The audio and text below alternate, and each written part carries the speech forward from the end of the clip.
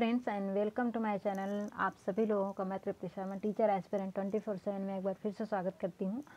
आज हम लोग पढ़ेंगे पेडागोजी। ठीक है, आज पेडागोजी की हमारी फर्स्ट क्लास है, केवीएस बैच के लिए है, स्पेशली केवीएस के लिए है। ठीक है, तो केवीएस के लिए जो पीआरटी है, टीजीटी, पीजीटी जिसमें भी पेडागोजी आ रही है, ठीक है, कॉमन सब्जेक्ट है, तो ये और इसका बहुत बड़ा पार्ट है, सभी लोग जानते हैं, बहुत इंपॉर्टेंट रोल है इसका। 60 क्वेश्चन आने वाले हैं, तो उसके लिए हम लोग आज पहली क्लास है मेरी, और मैं कंटिन्यू आप लोगों को क्लास देती रहूँगी। ठीक है, जो इंपॉर्टेंट है, ठीक है, जो आप लोगों ने टेट सीटेट में पढ़ा हुआ है उसको छोड़ के उसको मैं पहले स्किप करूँगी, पहले वो पढ़ाऊँगी जो नया है। ठीक है, जो नया चीज़ इसमें ऐड हुआ है उसको हम लोग पहले पढ़ेंगे, फिर उसके बाद टाइम बचेगा तो हम लोग जो टेट सीटेट में है वो पढ़ेंगे, क्योंकि टेट सीटेट तो सभी लोग क्वालिफाई करके इसको भर रहे हैं, तो इसका मतलब ये है कि उन्होंने वो पढ़ा हुआ है, तो उसको उसमें ज़्यादा हम लोग को मेहनत नहीं करनी पड़ेगी, मेहनत इसी में करनी है, तो इसको हम लोग पहले पढ़ेंगे।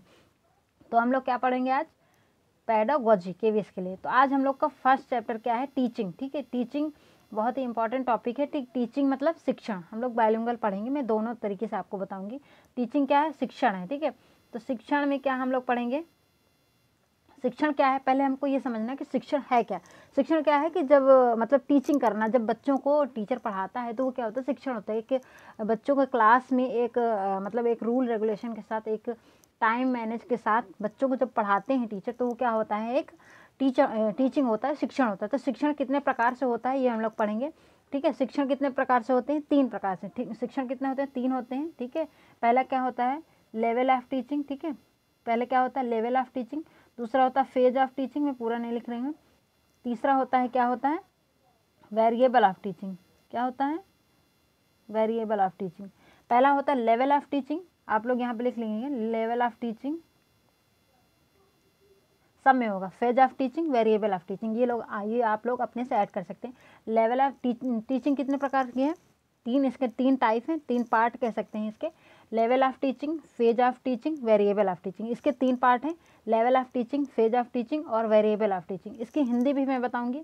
हिंदी में इनको क्या कहते हैं? हिंदी में कहते हैं इसको, एक सेकेंड, हिंदी में कहते हैं इसको क्या है? पहला क्या होता है? शिक्षण के स्तर। क्या होता है? शिक्षण के स्तर, शिक्षण के अंतर, जिसको बोलते हैं लेवल ऑफ टीचिंग। ठीक है, मेरा मोबाइल इतना बड़ा नहीं है कि मैं दोनों चीज़ एक साथ लिख सकूं, ठीक है, इसलिए मैं एक एक करके बता रही हूँ, तो आप लोग उसको ध्यान दीजिए। लेवल ऑफ टीचिंग मतलब शिक्षण के स्तर। दूसरा क्या है? Phase of teaching. Phase of teaching का मतलब क्या होता है? शिक्षण के, मैं शॉर्ट कर लूँगी, शिक्षण के चरण। ठीक है, क्या है? शिक्षण के चरण। तीसरा क्या है? वेरिएबल ऑफ टीचिंग, मतलब ये शिक्षण के चर। ठीक है, वेरिएबल मतलब चर।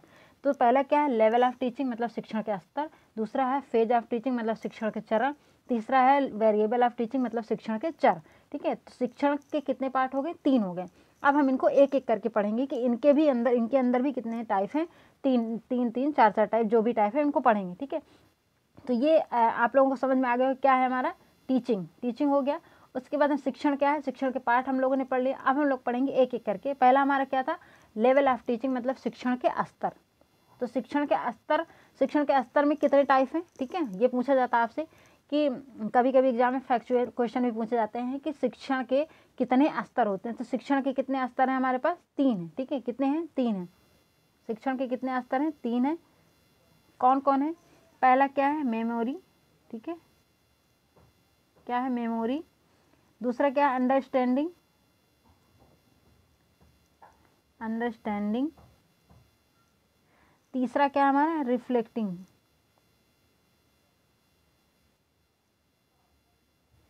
ठीक है, रिफ्लेक्टिंग। मतलब देखिए, मेरे इसमें भले ही राइटिंग अच्छी ना बने, क्योंकि ये मैं हाथ से लिख रही हूँ तो हो सकता है राइटिंग, लेकिन आप लोगों को राइटिंग पे नहीं जाना, मेरे कंटेंट पे जाना। आपको कंटेंट से मतलब होना चाहिए, राइटिंग से कोई फ़र्क नहीं पड़ता। ठीक है, आपको कंटेंट क्या मिल रहा है उससे फ़र्क होना चाहिए, उससे इफेक्ट होना चाहिए, सॉरी। ठीक है, तो क्या है हमारे लेवल ऑफ टीचिंग? कितने प्रकार के हैं? 3 प्रकार के हैं। पहला मेमोरी है, दूसरा अंडरस्टैंडिंग है, तीसरा रिफ्लेक्टिव है। ठीक है, रिफ्लेक्टिव है।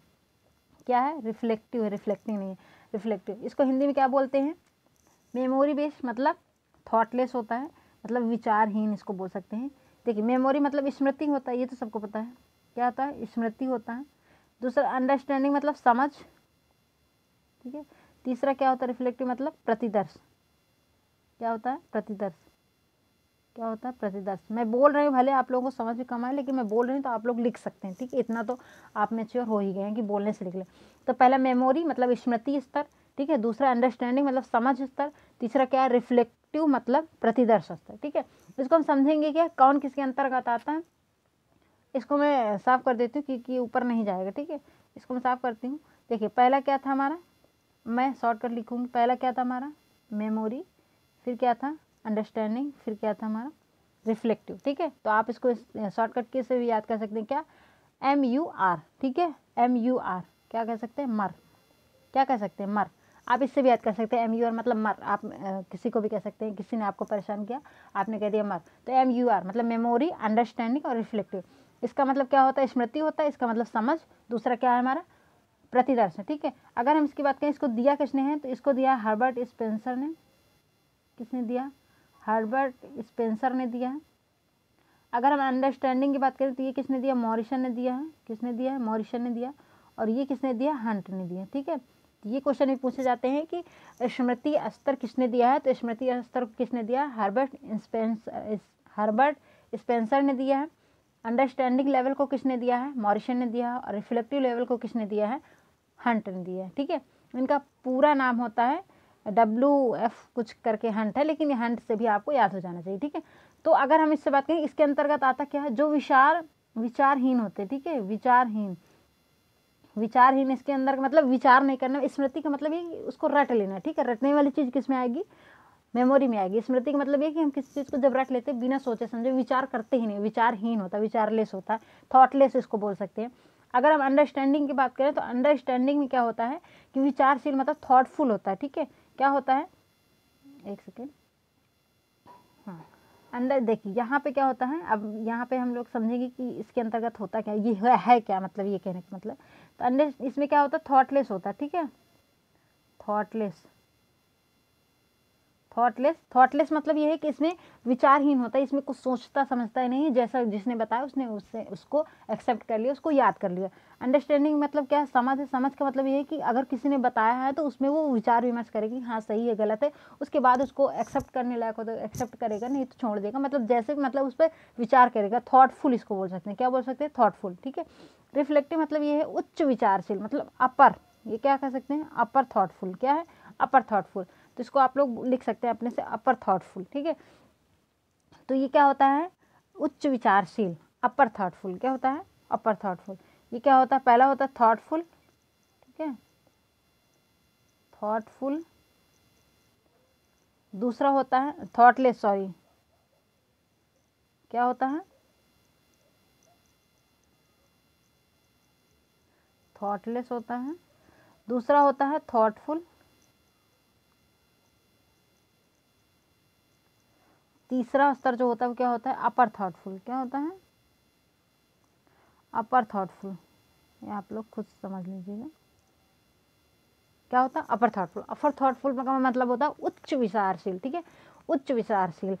हंट क्या थे, हंट ने जो दिया उच्च विचार से रिफ्लेक्टिव, मतलब ये है कि इसमें जब बच्चा क्या होता है कि मतलब जिसमें बच्चा या जो लर्नर होता है, जो सीखने वाला होता है, वो क्या करता है कि एज इट इज़ वैसे ही एक्सेप्ट नहीं कर लेता, उस पर अच्छे से विचार करता है, मतलब कि अच्छा है बुरा, मतलब एकदम गहनता से विचार करता है। तो क्या होता है उच्च विचारशील, मतलब अपर थॉटफुल होता है, ठीक है। तो इसको किसने दिया, हंट ने दिया है। तो हम लोगों ने 3 लेवल पढ़े, मेमोरी, अंडरस्टैंडिंग और रिफ्लेक्टिव। मेमोरी किसने दिया, हर्बर्ट स्पेंसर ने दिया है। अंडरस्टैंडिंग किसने दिया है, मॉरिसन ने दिया है। और रिफ्लेक्टिव किसने दिया है, हंट ने दिया है, ठीक है। मेमोरी क्या होता है, किसी चीज़ को एज इट इज एक्सेप्ट कर लेना बिना सोचे समझे, बिना विचार, मतलब क्या कह सकते हैं इसको, थॉटलेस कह सकते हैं। अंडरस्टैंडिंग क्या है, थॉटफुल मतलब विचारशील, मतलब कोई हमें बता रहा है कुछ तो उस पर हम विचार करें कि हाँ सही बता रहा है गलत बता रहा है, उसको मतलब उस पर विचार विमर्श करके उसको एक्सेप्ट में उसको विचार विमर्श करना, ठीक है। रिफ्लेक्टिव मतलब उच्च विचारशील, मतलब उसको गहनता से अध्ययन करना कि हाँ उसकी एकदम जड़ तक जाना, उसके तह तक जाना, वो क्या होता है अपर थॉटफुल, ठीक है। आई होप आप लोगों को समझ में आ गया होगा। अब हम लोग चलते हैं, अगर हम यहीं पे बात करें, ठीक है, कभी कभी आपसे क्वेश्चन पूछा जाता है कि ऑटोनॉमस, ठीक है, ऑटोनॉमस किसने दिया है, इज गिवन बाय, ऑटोनॉमस किसने दिया है, बिग्गी ने दिया है, ठीक है, किसने दिया है, बिग्गी।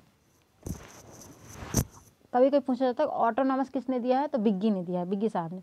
अगर हम बात करें कि यहीं पे अंडरस्टैंडिंग जो है, अंडरस्टैंडिंग को यहाँ पे हमने पढ़ा किसने दिया, मॉरिसन ने दिया है। लेकिन अगर हम बात करें, कभी क्वेश्चन आपसे पूछ ले कि ब्लूम के टैक्सोनॉमी में अंडरस्टैंडिंग को कितने टैक्सोनॉमी में अंडरस्टैंडिंग को क्या कहा गया है, तो वहाँ पे क्या कहा गया, ब्लूम टैक्सोनॉमी में ब्लूम ने अंडरस्टैंडिंग को क्या कहा है, कॉम्प्रिहेंशन कहा। क्या कहा है, कॉम्प्रिहेंशन। यहाँ पे देखिए आप एक लैंग्वेज को लेकर नहीं चलिए, आप हिंदी इंग्लिश मिक्स करके पढ़िए तो ये ज़्यादा अच्छा होगा। ठीक, कुछ चीज़ें हिंदी में इतनी टफ होती हैं कि उनको इंग्लिश में ही याद करना बहुत ईजी होता है। तो आप लोग यहाँ पे आएंगे कि कभी आपसे पूछ ले कि अंडरस्टैंडिंग लेवल को जो है ब्लूम ने अपने टैक्सोनॉमी क्या कहा है, तो उसे कहा है कॉम्प्रिहेंशन। ठीक है, ऑटोनॉमस किसने दिया है, बिग्गी ने दिया है। तो हम लोगों ने क्या पढ़ा, सॉरी लेवल ऑफ टीचिंग हम लोगों ने पढ़ लिया है। ठीक है, अब हम लोग क्या पढ़ेंगे, फेज ऑफ टीचिंग। क्या पढ़ेंगे, phase of teaching. Phase of teaching क्या है, ये भी कितने हैं, 3 टाइप से। ठीक है, वो भी 3 टाइप का था, ये भी 3 टाइप का है। 3 टाइप का क्या है, पहला क्या है हमारे पास, यहाँ पे क्या है, यहाँ पे क्या है, प्री एक्टिव, क्या है, प्री एक्टिव। दूसरा क्या है हमारा, पहला क्या है हमारे पास, प्री एक्टिव। लाइट चली गई मेरे यहाँ, सॉरी बीच में थोड़ा डिस्टर्ब हुआ, कोई बात नहीं। पहला क्या है, प्री एक्टिव। दूसरा क्या है, इंटरएक्टिव, इंटरएक्टिव। तीसरा क्या है, पोस्ट एक्टिव। क्या है, post active. Phase of teaching कितने हैं, 3। देख, लेवल ऑफ टीचिंग भी 3 थे, फेज ऑफ टीचिंग भी 3 ही है। तो pre active, interactive, post active. Pre active का मतलब क्या है, पूर्व सक्रिय। क्या है, पूर्व सक्रिय। मैं बोल रही हूँ, आप लोग लिख सकते हैं, जो हिंदी मीडियम है मैं बोल रही हूँ, आप लिख सकते हैं। प्री एक्टिव मतलब पूर्व सक्रिय, इंटरएक्टिव मतलब मध्य या अंतः सक्रिय। ठीक है, और मतलब पोस्ट एक्टिव मतलब बाद में। ठीक है, उत्तर सक्रिय या पश्चात कह सकते हैं। ठीक है, तो प्री एक्टिव, इंटरएक्टिव और पोस्ट एक्टिव। प्री एक्टिव पूर्व सक्रिय, इंटरएक्टिव मध्य या अंतः सक्रिय, और पोस्ट एक्टिव मतलब उपयोग करना, मतलब सॉरी पोस्ट एक्टिव मतलब उत्तर सक्रिय। ठीक है, तो अब हम लोग चलते हैं कि ये है क्या। पहले हम लोग क्या समझेंगे, ये है क्या। ठीक है, मैं ब्रश करना भूल जाती हूँ। ये है क्या, पहले ये समझेंगे हम लोग।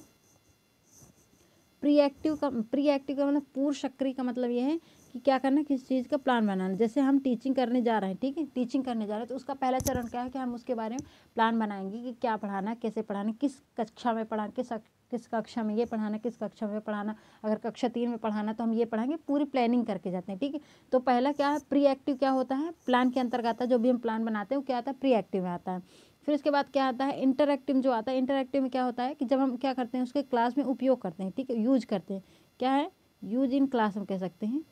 ठीक है, कि जब हम उसको क्लास में या कक्षा में उपयोग करते हैं, उसको पढ़ाते हैं, जो हमने प्लान किया उसका क्या करते हैं, उपयोग करते हैं, तो वो क्या किस में आता है, इंटरएक्टिव में आता है। इंटरएक्टिव, ठीक है, मध्य अंतःक्रिया कह सकते हैं या मध्य अंतःसक्रिय कह सकते हैं। ठीक है, उसके बाद क्या आता है, पोस्ट एक्टिव। पोस्ट एक्टिव क्या होता है, मतलब जब हमने पढ़ा लिया, ठीक है, जब हमने पढ़ा लिया तो उसके बाद क्या चाहिए, हमें रिजल्ट चाहिए या फीडबैक कह सकते हैं। रिजल्ट या फीडबैक कह सकते हैं। ठीक है, कह सकते हैं रिजल्ट या फीडबैक। तो जब हमने टीचर गया, पहले उसने क्या किया, प्री एक्टिव मतलब क्लास में जाने के पहले उसने क्या किया, प्लानिंग बनाया कि हमें ये पढ़ाना, इसके बाद ये पढ़ाना, सारी प्लानिंग करके किया।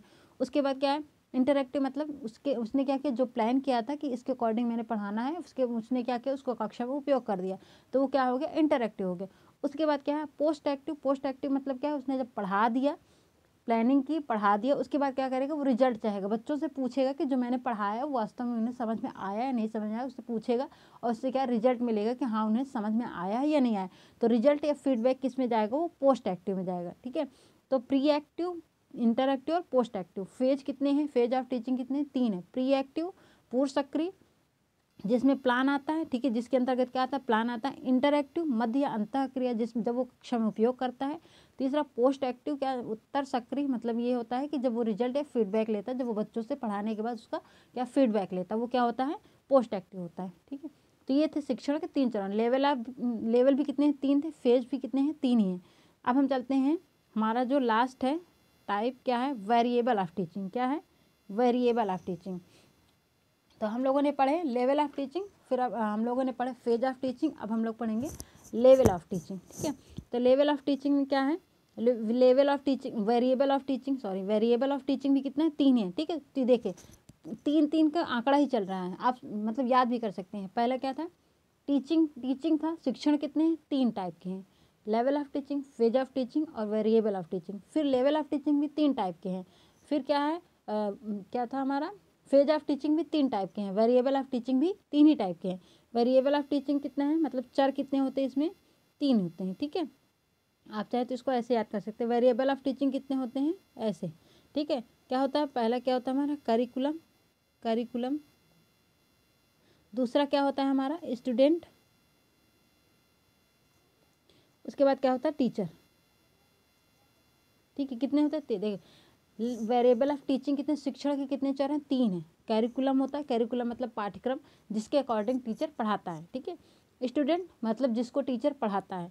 फिर उसके बाद क्या है, तीसरा क्या है टीचर, जो मतलब पढ़ाता है करिकुलम के अकॉर्डिंग स्टूडेंट को।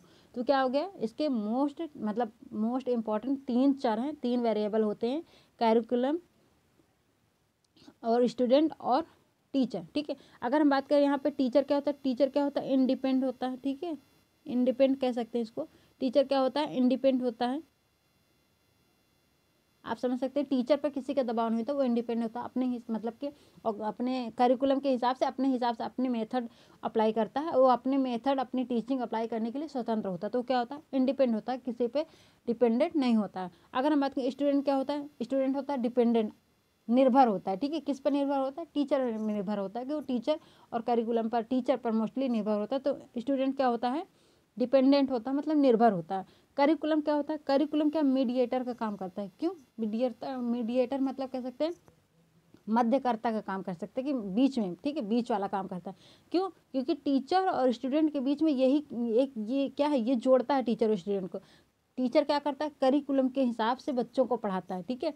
तो करिकुलम क्या हो जाता है, एक मीडिएटर का काम करता है टीचर और स्टूडेंट के बीच में। टीचर को अपनी बात समझाने के लिए या उनको बच्चों से बात करने के लिए करिकुलम एक मीडिएटर होता है। करिकुलम के अकॉर्डिंग ही टीचर क्या करता है, बच्चों को पढ़ाता है। तो यहाँ पे 3 वेरिएबल होगा, करिकुलम, स्टूडेंट और टीचर। स्टूडेंट क्या होता है, डिपेंडेंट होता है किस पर, टीचर पर। टीचर क्या होता है, इंडिपेंडेंट होता है, वो अपने हिसाब से पढ़ाने के लिए उसे पूरी स्वतंत्रता होती है, कि पढ़ाना उसे करिकुलम के हिसाब से, लेकिन वो अपने हिसाब से उसको पढ़ा सकता है, ठीक है। उसके बाद क्या है, करिकुलम क्या है, मीडिएटर का काम करता है, कि टीचर क्या करिकुलम के हिसाब से किसको, बच्चों को पढ़ाएगा, स्टूडेंट को। ये अब ये देखिए यहाँ पे कितने, 1 2 3, कितने 1 2 3, 3 है ना। तो ये हमको इसको क्या कह सकते हैं, ट्राइपोलर, क्या कह सकते हैं इसको, ट्राइपोलर, ट्राइपोलर, ठीक है। तो कभी कभी पूछे ट्राइपोलर या त्रिध्रुवी कह सकते हैं, त्रिध्रुवी, त्रिध्रुवी, त्रिध्रुवी प्रक्रिया कह सकते हैं। त्रिध्रुवी प्रक्रिया किसने दी है, किसने दी है, डीवी ने, जॉन डीवी ने, ठीक है। किसने दी है, जॉन डीवी ने। अगर पूछा जाए आपसे कि त्रिध्रुवी शिक्षण के चर की त्रिध्रुवी प्रक्रिया, 3 ध्रुवी या त्रिचर वाली प्रक्रिया किसने दी है, तो जॉन डीवी ने दी है। किसने दी, जॉन डीवी ने। अगर आपसे कभी पूछ ले कि बाइपोलर प्रक्रिया किसने दी है, बाइपोलर, ठीक है, बाइपोलर किसने दी है, तो बाइपोलर दी है एडम्स ने। किसने दी है, एडम्स ने। किसने दी है, एडम्स ने। ट्राइपोलर जॉन डीवी ने दी है, बाइपोलर एडम्स ने दी है। बाइपोलर में क्या है, टीचर और स्टूडेंट को कर दिया है, और करिकुलम किसने हटा दिया, ठीक है। एडम्स ने क्या किया है, मीडिएटर को, करिकुलम को हटा दिया है, टीचर और स्टूडेंट को दोनों को 2 वेरिएबल चुने हैं। तो बाइपोलर किसने दिया है, एडम्स ने दिया। ट्राइपोलर किसने दिया है, जॉन डीवी ने दिया। तो ये थी हमारे आज की क्लास। आई होप आप लोगों को समझ में आएगा। मैंने जितना मेरा 100% मैंने दिया है। अगर आप लोगों के लिए अच्छी लगी हो, आपको हेल्पफुल लगी हो, तो प्लीज़ लाइक शेयर कर दीजिएगा, और चैनल पर नए हो तो सब्सक्राइब कर लीजिएगा। हम लोग कंटिन्यू, मैं कोशिश करूँगी कि मैं आप लोगों को पेडागोजी क्लास भी देती रहूँ, जैसे मैथ की दे रही हूँ, ठीक है। तो जैसे ही मुझे टाइम मिलेगा तो मैं आप लोगों के लिए पूरे एफर्ट करूँगी, लेकिन आप लोगों का रिस्पांस डिपेंड करेगा कि मैं आगे क्लास दूंगी या नहीं। जैसे आप लोगों का रिस्पांस रहेगा वैसे ही मैं क्लास दूंगी, क्योंकि आप लोगों के रिस्पांस से ही मुझे मोटिवेशन मिलता है कि मैं आप लोगों के लिए और ज़्यादा एफर्ट करूँ। चलिए फिर मिलते हैं नेक्स्ट क्लास में। अगले क्लास होगी हम लोग माइक्रो टीचिंग, सूक्ष्म शिक्षण पर होगी। तो आप लोग तैयार रहिएगा, कुछ बहुत पढ़ के आइएगा, या ऐसे ही जैसे मैं पढ़ाऊँगी, ठीक है। चलिए फिर बाय बाय।